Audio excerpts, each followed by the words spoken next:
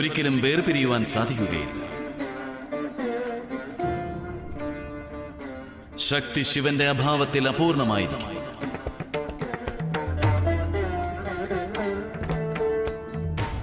ശിവനാണെങ്കിൽ ശക്തിയുടെ അഭാവത്തിൽ ശവത്തിന് സമാനമായിരിക്കും. ശിവനും ശക്തിയും പ്രകൃതിയും പുരുഷനും തമ്മിലുള്ള അസന്തുലിതാവസ്ഥ സദാ അനർത്ഥങ്ങൾക്ക് വഴിയൊരുക്കുന്നതാണ്.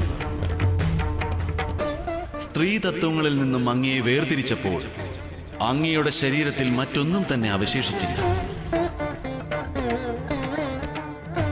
ശരീരത്തിൽ സ്ത്രീ തത്വങ്ങളുടെ ഊർജമില്ല എങ്കിൽ പിന്നീട് ശരീരം നിർജീവമായി മാറും.